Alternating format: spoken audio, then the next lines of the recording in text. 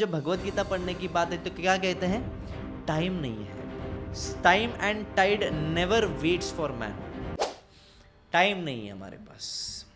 खाने के लिए टाइम है, सोने के लिए टाइम है, लड़कीबाजी करने के लिए टाइम है, पिक्चरें देखने के लिए टाइम है, यूट्यूब के रील्स देखने के लिए टाइम है, फेसबुक को ऊपर ढकलने के लिए टाइम है, अपना फेस देखने के लिए आईने में टाइम है, हमारा काम करने के लिए 8-9 घंटे ओवर टाइम करने के लिए भी टाइम है, किधर पिकनिक जाएंगे, टूर में जाएंगे उसके लिए टाइम है, शादी करने के लिए भी टाइम है, हर किसी के लिए टाइम है। पर जब भगवत गीता पढ़ने की बात है तो क्या कहते हैं?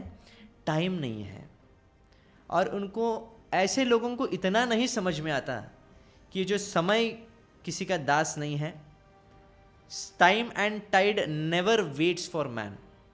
ऐसा ही है ना कुछ बराबर ना? तो time and tide never waits for man, समय आपके लिए नहीं रुकने वाला है। आयुष्य क्षण एकपि, चाणक्य पंडित कह रहे हैं। साधारण ज्ञान लोगों को नहीं है कि जो समय है किसी का दास नहीं है, भगवान कृष्ण ही समय है। कालोस्मि लोकक्षय कृत प्रवृद्धो, भगवान काल बनकर सभी को ग्रस्त कर लेते हैं, क्योंकि भगवान की वजह से ही सृष्टि होती है, पालन होता है, विनाश होता है। तो विनाश कौन करता है? काल बन के भगवान करते हैं। मृत्यु सर्वहरश्यहम् उद्भवश्च भविष्यताम्, भगवान कृष्ण मृत्यु बन के सभी को ग्रस्त करते हैं, सभी को भगवान कृष्ण प्राप्त होते हैं। कोई प्रेम से भगवान कृष्ण को प्राप्त करता है, भगवान कृष्ण को स्वरूप को प्राप्त करता है, भगवान कृष्ण को भगवान के रूप में, स्वामी के रूप में, मित्र के रूप में, सखा के रूप में प्राप्त करता है, प्रियकर के रूप में प्राप्त करता है। पर कोई व्यक्ति चुनता है कि भगवान कृष्ण को मृत्यु के रूप में प्राप्त करना, इसलिए मृत्यु के बाद कहते हैं राम नाम सत्य है, हरि नाम सत्य है।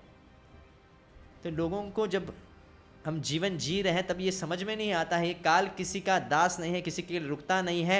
चाणक्य पंडित जैसे कहते हैं कि आयुष्य क्षण एकपि न लाभ्य स्वर्ण कोटि भी, करोड़ों रुपए दे दीजिए आप, पर ये समय फिर से नहीं आने वाला, एक क्षण भी आपको फिर से नहीं मिलने वाला है। कच्चा हानि तो दिक्क, इसके बड़े हानि क्या हो सकती है? हमारा टाइम वेस्ट करना।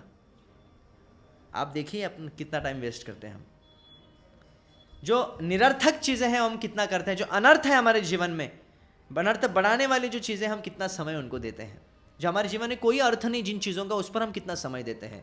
क्या मोबाइल की रील देखने से आपका मृत्यु से बचाव हो जाएगा? क्या आपको भगवान कृष्ण संबंध बनाने में मदद कर देंगे? क्या न्यूज़ देखने से क्या आपके न्यूज़ बदल जाएंगे? जो यमराज आपके बारे में जो न्यूज़ रखते हैं क्या वो बदलने वाले हैं? भगवत गीता किंचित गीता, इसलिए भगवत गीता पढ़िए, थोड़ा तो पढ़िए। क्रिएते न तस यमेन चर्चा, यमराज आपकी न्यूज़ लेना बंद कर देंगे फिर। इसलिए समय का सदुपयोग करना है। त्याज दुर्जन संसर्गम भज साधु समागमम, दुर्जनों का पहले संग त्याग करना है और भगवान के भक्तों के संग को आपको प्राप्त करना है।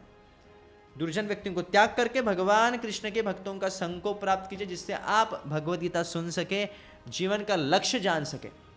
इसलिए ये जो बहाना है ना कि हमको समय नहीं है, ये देना बंद कर दीजिए। क्या अर्जुन के पास बहुत ज़्यादा समय था क्या? हाँ, अर्जुन कभी भगवद गीता कहाँ पे सुन रहे हैं? क्या वो एसी हॉल में सुन रहे हैं? क्या वो घर में यूट्यूब में ऑनलाइन सुन रहे हैं?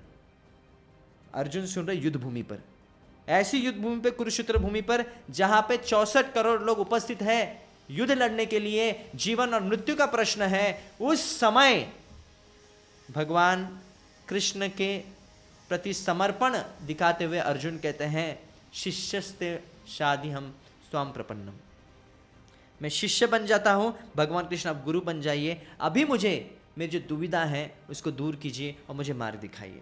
तो अर्जुन गीता कब सुन रहे हैं? युद्ध भूमि पर समय निकाल के, जो जीवन मृत्यु का प्रश्न जिस ऐसे समय पे, बहुत ही गंभीर समय है, वो समय इमरजेंसी का सिचुएशन है, उस समय पे गीता पढ़ते हैं। तो हमको कितना सीरियस और प्रामाणिक बनना पड़ेगा भगवद गीता सुनने के लिए।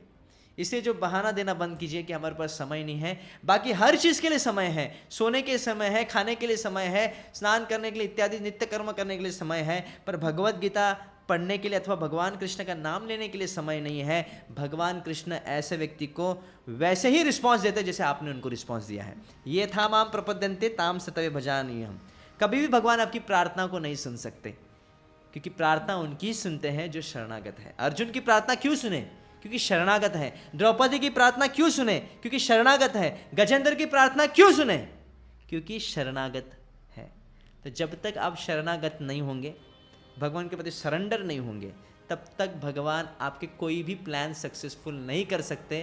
प्रारब्ध के अनुसार कुछ सक्सेस मिल सकता है, पर प्रारब्ध के विरुद्ध में आप कुछ भी प्राप्त नहीं कर सकते। भगवान कृष्ण प्रार्थना तभी सुनते हैं जब समर्पण होते हैं।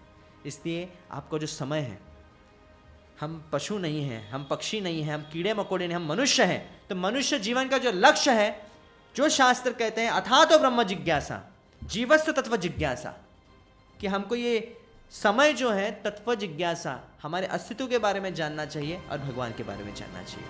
हरे कृष्णा।